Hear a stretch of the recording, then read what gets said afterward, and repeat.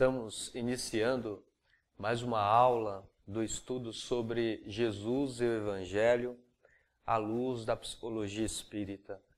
E hoje vamos dar prosseguimento às nossas aulas sobre as parábolas. Hoje iremos falar sobre a parábola do mordomo infiel. E para iniciarmos essa aula, vamos trazer a narração, está no Evangelho segundo Lucas. Nos diz o Evangelho de Lucas, Jesus ali ensinando as verdades espirituais, ele começa dizendo assim: havia certo homem rico, o qual tinha um mordomo, e este foi acusado perante ele de dissipar os seus bens. Vamos começar aí com esse trecho da parábola, na visão da psicologia espírita, ou seja, na visão que a doutrina espírita tem sobre a alma humana, né? A nossa própria alma, como a doutrina enxerga a nossa alma. Então, o homem rico, nessa parábola, nós vamos trazer esse homem rico como o espírito, o self, ou seja, é o centro maior da nossa consciência total, da totalidade. O mordomo é o ego, é a pessoa, é o administrador, o centro menor da consciência humana. O eu é a pessoa. O ego, ele administra os conteúdos e vem para a questão da consciência. Então, o ego é o mordomo, é ele que administra tudo e vem para a esfera da consciência. A pessoa, a personalidade, ela é o mordomo. O espírito é o Senhor. A parábola nos diz que o ego é acusado de dissipar os bens do espírito do Senhor. Ou seja, em outras palavras, nós, como personalidade, como pessoa, não estamos administrando bem os bens da vida espiritual. Vamos prosseguir para conhecermos melhor a parábola, para nos aprofundarmos nessa parábola. Continua o Evangelho de Lucas, onde nos diz: e ele, chamando-o, disse-lhe: e é isto que ouço de ti, dá contas da tua administração, porque já não poderás ser mais meu mordomo. Vamos entender aí essa parte da parábola.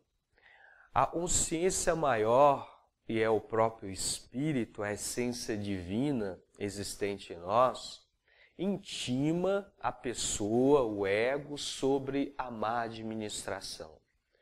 O Espírito diz para o ego, e se ele continuar com essa má administração, não poderá ser mais o mordomo. Em outras palavras, a parábola está nos ensinando que quando o Espírito, a consciência divina, desperta na própria alma, convida o ego para a transformação, para o amadurecimento dos seus valores. Despedir o ego não é ficar sem o ego, sem o eu, sem o mordomo. Não é isso. Mas mudá-lo, transformá-lo. Ou amadurecemos ou seremos demitidos. Há uma cobrança interna pelo próprio ser espiritual para que nós possamos mudar a nossa conduta perante a vida, perante a administração da nossa vida espiritual. Vamos prosseguir com a parábola. No Evangelho de Lucas, continua e a parábola, e diz assim: E o mordomo disse consigo: E farei, pois, e o meu senhor me tira a mordomia. Avar não posso, de mendigar tenho vergonha. Eu sei o que hei de fazer, para que quando for desapossado da mordomia, me recebam em suas casas. Então, e nessa parte da parábola, nós vamos avaliar essa parte da parábola, porque normalmente, quando percebemos e estamos administrando a nossa vida de forma errada, de forma equivocada, ficamos tristes, desanimados, frustrados, mas por outro lado, nós não queremos fazer esforço algum para mudarmos. Ou seja, na parábola, quando o mordomo diz que avar ele não pode, ou seja, fazer esforço ele não pode. Também ele diz que mendigar ele tem vergonha, ou seja, é preciso que nós possamos despir essa autoimagem que nós criamos e mostrar realmente as nossas necessidades espirituais, as nossas enfermidades espirituais. Mas o orgulho, ele fala mais alto, então mendigar tenho vergonha. E aí, quando nós realmente queremos mudar, nós vamos precisar fazer esforço, nós vamos precisar despir, tirar essas máscaras, essas personas, essa autoimagem exacerbada e fazemos de nós, e procurar enxergar a vida com outros olhos, procurar perceber e aonde nós enxergamos o mal são grandes oportunidades de crescimento. Entender que os inimigos não são externos, mas os inimigos são internos, são as nossas próprias enfermidades.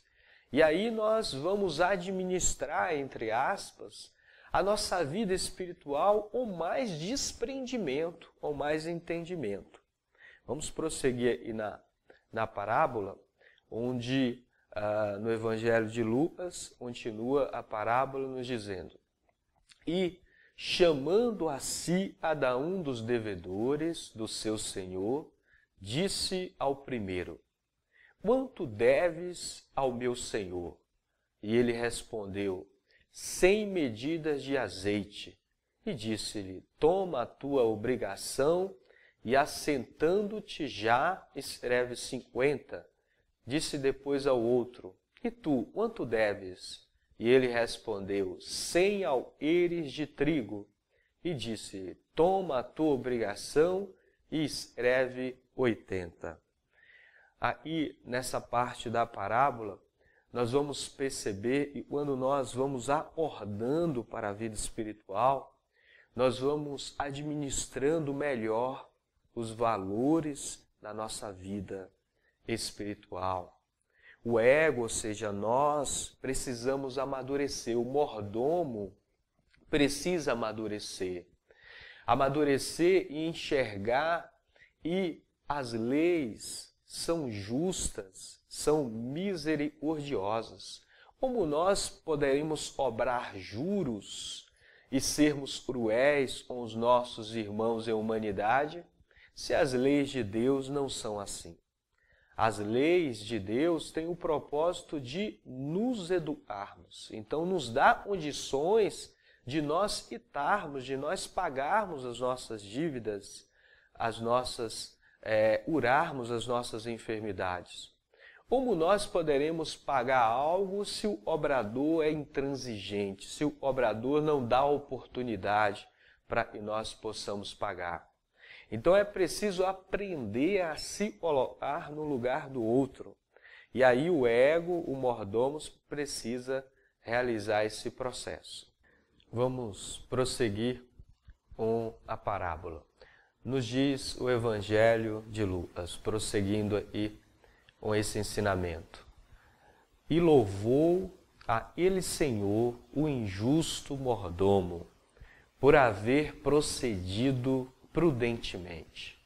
Porque os filhos deste mundo são mais prudentes na sua geração do que os filhos da luz. Olha essa parte aí da parábola e nos convida a refletir. Nós ainda somos filhos deste mundo, pois os nossos desejos ainda estão presos às sensações desse mundo.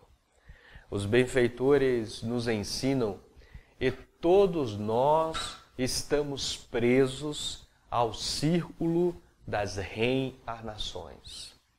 Somos espíritos inferiores, pois ainda as sensações da matéria dominam o nosso psiquismo.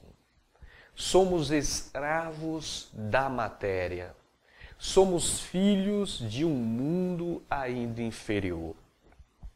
Os espíritos que já vão dominando a matéria, ou seja, já sublimaram os seus desejos, são espíritos que vivem em mundos mais sutis, por isso mesmo chamados filhos da luz. As suas mentes, os seus corações já vibram em uníssono com o amor. Mas as nossas boas ações têm um peso grandioso na balança divina, pois, além das influências desse mundo, nós temos que vencer também as nossas tendências inferiores. Nós trazemos essas tendências e nós ainda temos que lutar com os instintos da própria espécie também animalizada ainda. Os instintos, como nós já estudamos, os instintos são naturais e tudo é natural, tem uma finalidade útil. Agora, as nossas tendências, juntamente com esses instintos da espécie humana, nos conduzem para os excessos, para as enfermidades espirituais. E aí, quando nós vencemos todas essas influências, quando nós pautamos o nosso comportamento dentro de uma justiça, de um equilíbrio, isso tem um peso muito grande na balança divina. Por isso que a parábola nos diz que os filhos deste mundo são mais prudentes na sua geração do que os filhos da luz. Ou seja, os espíritos já sublimados, o bem para eles se tornou um hábito. É natural o bem. Para nós não, nós temos que vencer as nossas tendências, é um esforço tremendo para que nós possamos realizar o bem. Por isso, nós temos que prosseguir nessa caminhada com muito esforço.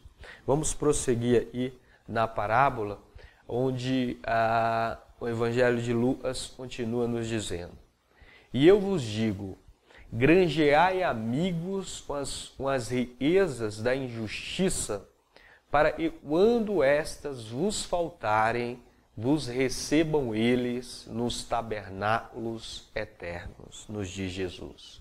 Vamos entender essas palavras do Cristo.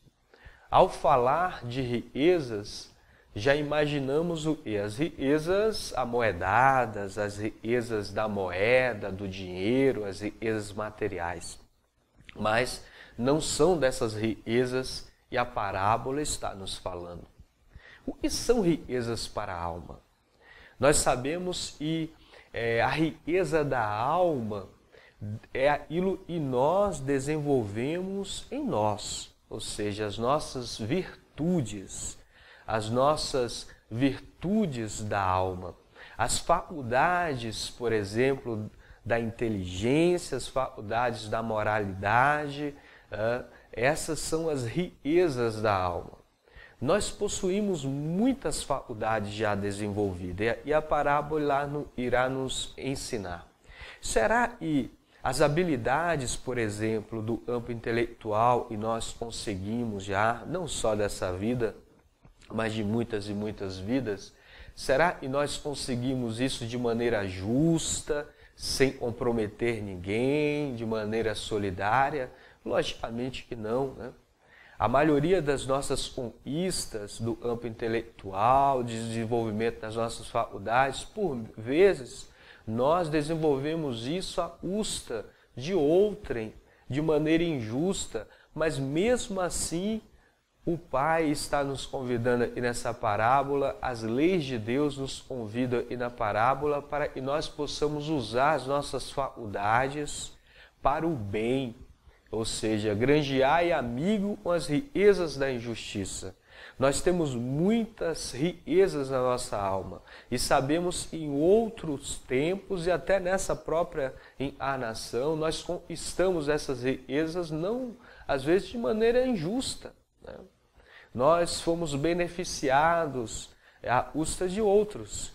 E aí nós temos que usar isso e nós conseguimos a favor da humanidade, do bem de todos.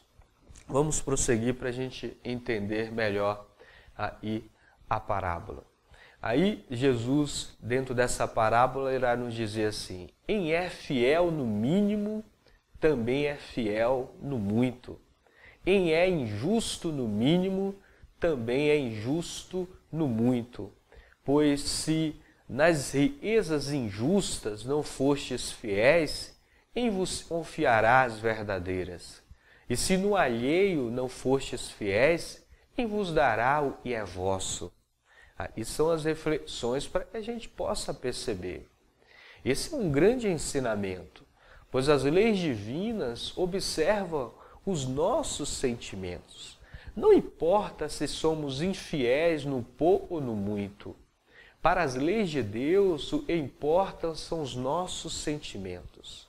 Se somos infiéis nas tarefas confiadas a nós e neste mundo inferior, isso demonstra e não merecemos a confiança para as obras maiores do Espírito. Porque quem é infiel no mínimo também é infiel no muito. Não importa a intensidade dessa infidelidade. O importante é os sentimentos. Por que eu estou sendo infiel? Por que eu estou sendo injusto? Isso é o que importa para as leis de Deus. E aí nós finalizamos com essa parábola, dentro desse processo que Jesus está nos ensinando do ego e do espírito, ou seja, da pessoa e do ser total. Nós somos espíritos, ainda não sentimos isso. Em cada encarnação nós formamos uma personalidade e essa personalidade, na estrutura dessa personalidade, o ego, ou seja, o eu, é o centro e ordena essa personalidade. E por vezes nós somos um mordomo injusto, infiel. Precisamos ser mais justos na nossa vida. Precisamos ter mais fidelidade aos propósitos divinos. Nós estamos chegando ao final de mais uma aula. Agradecemos a todos e Jesus nos abençoe e Deus nos ilumine. Assim seja.